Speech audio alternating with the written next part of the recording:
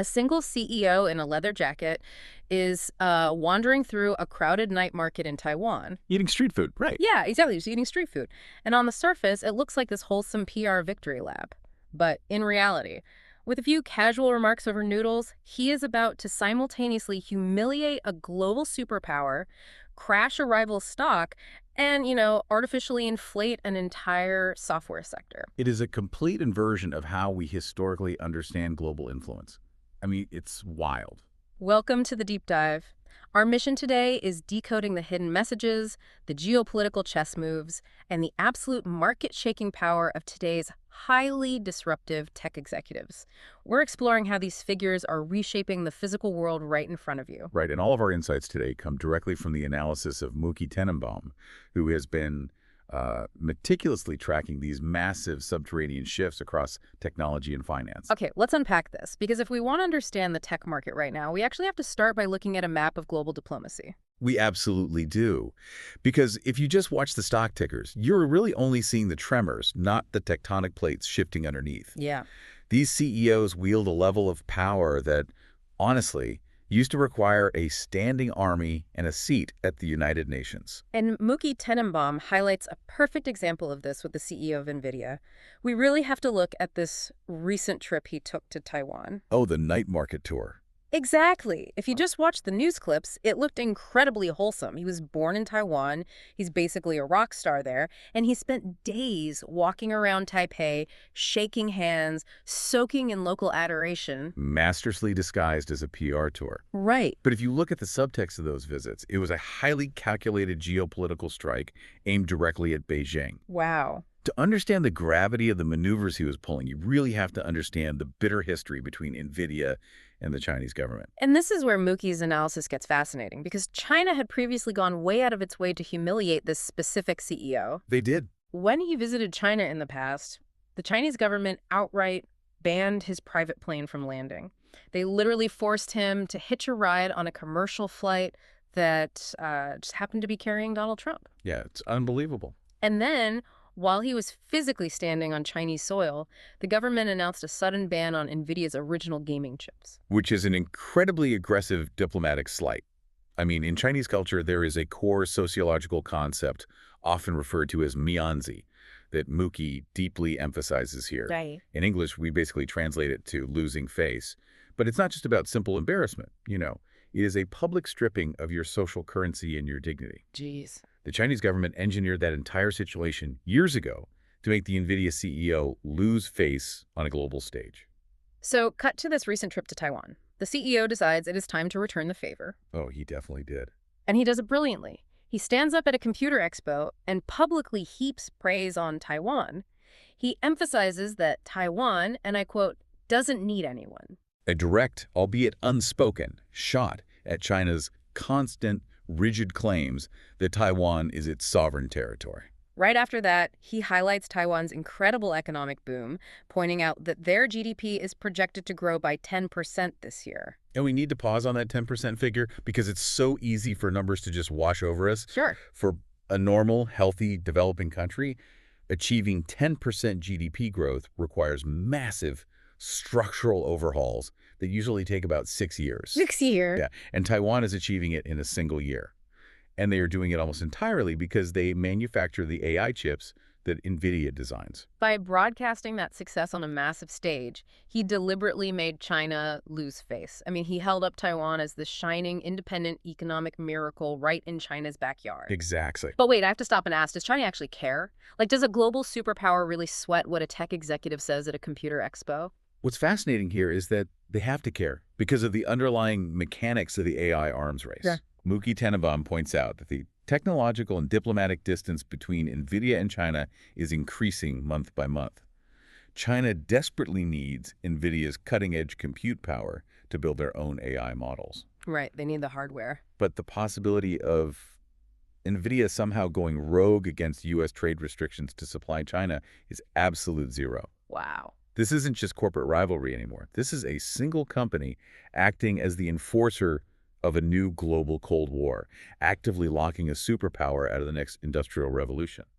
I mean, if a single CEO can humiliate a nation, we have to look at what he does to mere corporate competitors. Yeah. Because he didn't stop in Taiwan, No, he pivoted immediately. right, to targeting his rivals. Let's look at Apple. NVIDIA announced a new chip specifically designed for Windows laptops that allows artificial intelligence to run locally on the machine. And historically, if you wanted to run a robust AI model locally, meaning on the device itself without an internet connection, you needed the unified memory architecture of an Apple computer. If you had a Windows machine, you had to constantly ping a cloud server to do the heavy lifting. Wait, I want to make sure I understand that difference. Why is pinging the cloud a problem for Windows users? Well, pinging the cloud is slow. It requires an active internet connection. It costs the provider money and server time. And crucially, it is way less secure because you are sending your data off your machine. Ah, got it. Apple had a massive selling point because their hardware could handle the processing internally. By bringing that local capability to Windows architecture, NVIDIA essentially dynamited Apple's defensive wall. And the market reacted instantly, right? Microsoft's stocks surged and Apple's dropped. Exactly. Then he takes aim at Intel and AMD. NVIDIA announces they are moving aggressively into CPUs, the central processing units. And Mookie finds it genuinely laughable that Intel has been publicly claiming they will catch up to NVIDIA's overall chip dominance soon. Because the underlying engineering analysis shows that Intel is actually 4 to 5 years behind NVIDIA. 4 to 5 years doesn't sound that catastrophic in traditional business, though. In traditional business, maybe. But in the silicon world, it's a death sentence. Oh, wow. Moore's law dictates that computing power roughly doubles every 2 years. Because of that exponential compound growth, a 4-year gap means your competitor's technology is literally generations ahead of yours in efficiency and processing volume. Generations. Yeah.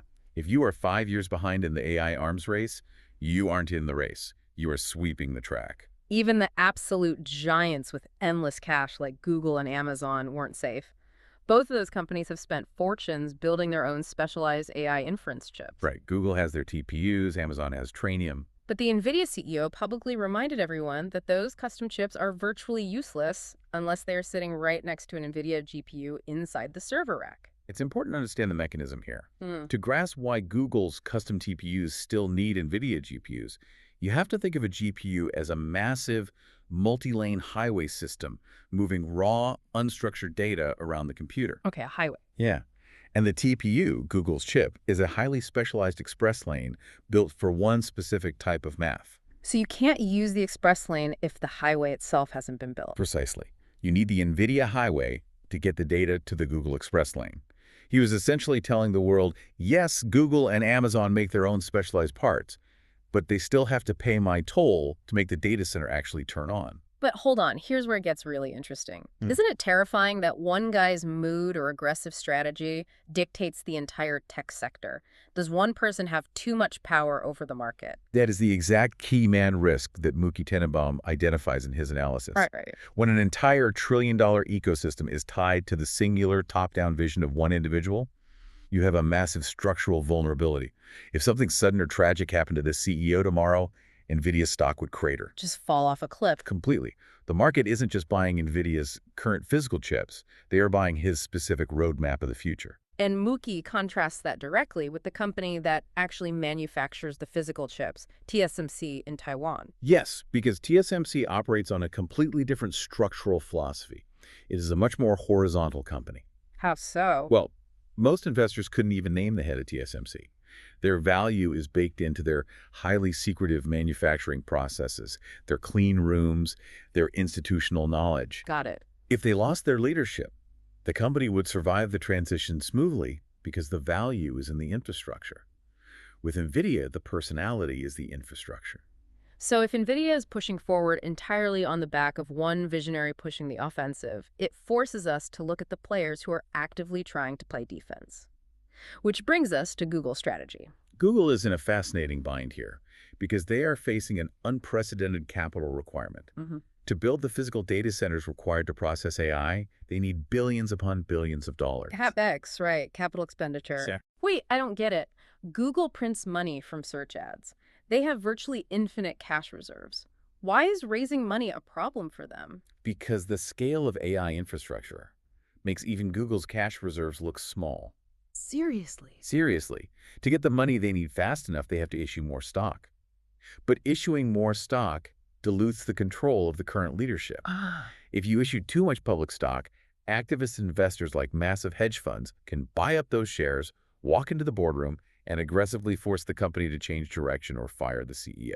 So how do they get the money without letting hostile forces into the boardroom?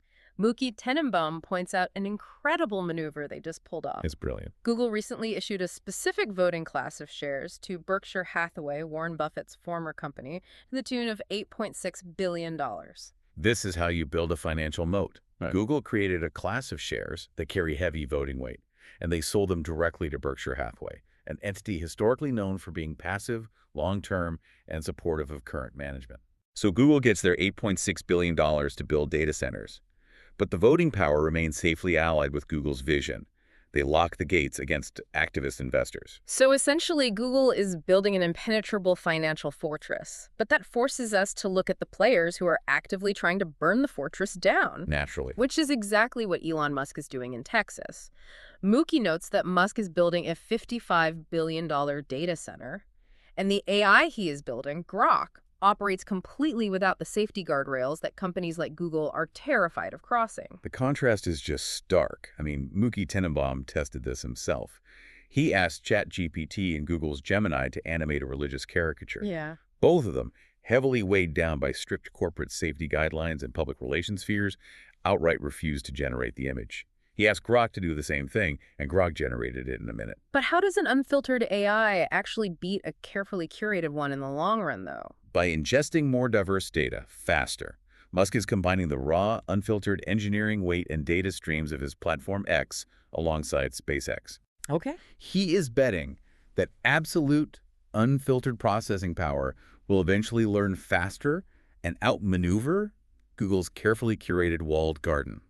He doesn't have to worry about activist investors or PR safety teams. So Google is building an impenetrable financial fortress, meticulously guarding its empire, while Musk is just building a rocket-powered megaphone and handing it to anyone who wants to use it. He is playing a much longer, wildly riskier game, where the primary feature is the lack of restrictions. But if these companies are spending billions of dollars on data centers and throwing massive corporate punches at each other, what actually happens to the humans caught in the middle of this AI arms race? This is where the data tells a very, very sobering story. Recently, the NVIDIA CEO claimed publicly that the world's 30 million software developers are needed now more than ever, and the market believed him. Oh, totally. Software stocks, companies like Salesforce and Adobe, temporarily skyrocketed. And if you're listening to this and you've just spent 4 years getting a computer science degree, the narrative you are being sold right now is that you are safer than ever.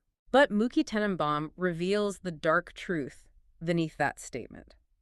Those developers are not being hired to build the software of the future. No, they aren't. They are being hired to train the very machines that will ultimately replace them. It's a process called reinforcement learning from human feedback. The AI writes code, the human developer corrects it, and then the AI learns from the correction. Unbelievable. So the current boom in software employment is simply the AI consuming human expertise before making that human obsolete. It's a complete illusion. And Mookie was so confident in this read of the situation that he actually put options on those software stocks. Let's explain how that works mechanically, just so everyone's on the same page. Sure. A put option is a financial contract that gives you the right to sell a stock at today's price, even if the price drops tomorrow. So if Adobe is trading at $100 today, Mookie buys a put option. When the market realizes the truth about software developers and the stock crashes to $50, Mookie still legally gets to sell his shares for $100. He financially incentivized himself against the market's temporary delusion. And he cashed in. Yeah. Because the very next day, the market sobered up, realized what the AI was actually doing to the software industry, and those stocks crashed back down to reality. It illustrates how quickly the euphoria of AI turns into absolute panic once you actually understand the mechanics. And we are seeing a fundamental societal shift in how we view progress. We really are. For the first time, young people are genuinely terrified of technological advancement.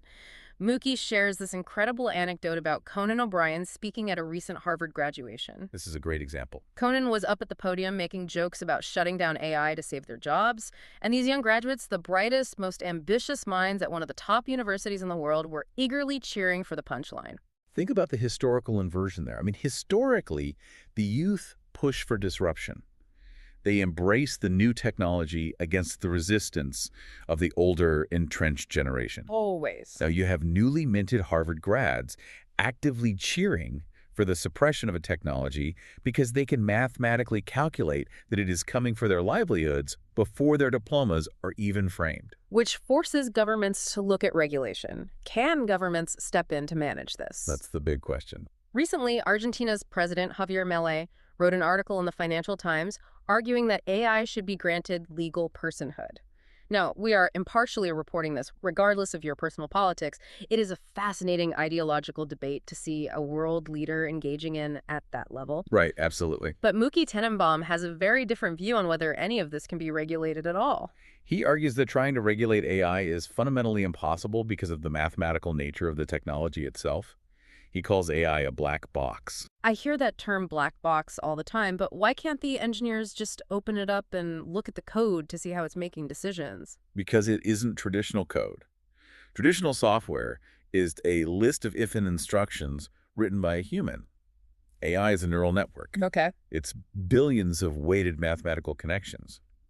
Trying to regulate AI by inspecting the code is like trying to regulate a cake after it's baked by inspecting the flour. That's a great way to put it. Once the machine learns by processing billions of data points, those neural pathways are baked in. Even the engineers who built it cannot reverse engineer which specific data point caused the AI to make a specific, complex decision. So if you don't know how the machine actually makes its decisions, you cannot legislate it. Mookie argues that trying to regulate AI is like trying to regulate an eclipse. Exactly. It's a cosmic force that is going to pass over us whether a politician writes a law against it or not. And this raises the final critical question. Yeah. What actually happens when governments try to regulate the eclipse anyway? Yeah, what does that look like in practice? Well, look at the real-world mechanics of the regulations. Mookie highlights. China, and similarly the Netherlands, have implemented strict pro-employee laws that prevent companies from firing people who have been directly replaced by artificial intelligence. Now, if I'm a worker, a law protecting my job from a robot sounds like a fantastic regulation. It sounds great until you look at the macroeconomic result. Because of these laws, you now have massive corporate offices filled with employees who literally have no work to do. Wow. They are sitting at desks, playing solitaire all day, legally unfireable, while the AI does their actual job flawlessly in the background. Millions of people effectively becoming ghosts in their own workplaces. And this isn't just a quirky dystopian workplace anecdote, This actively accelerates massive national emergencies. How so? Take China, for example. They are currently facing a looming demographic and pension crisis. They have a rapidly aging population that the state cannot afford to support. If their corporations are forced to artificially pay the salaries of millions of obsolete workers who are just playing solitaire, the economic strain on the system becomes catastrophic.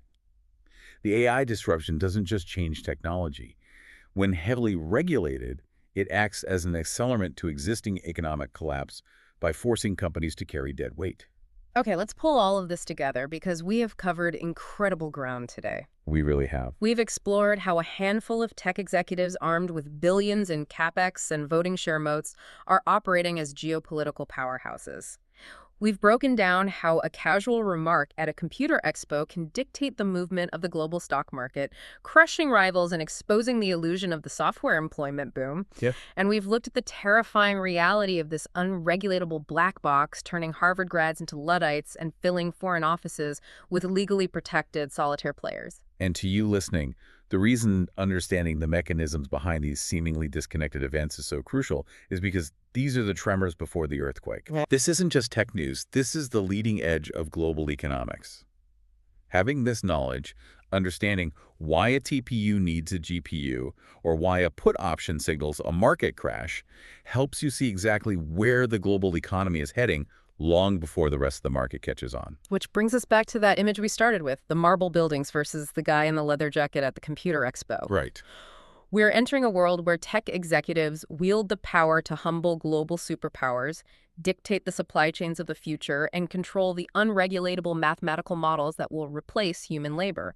So it leaves you with this to ponder. Will the nation-states of tomorrow even be defined by physical borders, treaties, and marble buildings, or will they simply be defined by which AI ecosystem we are forced to live inside?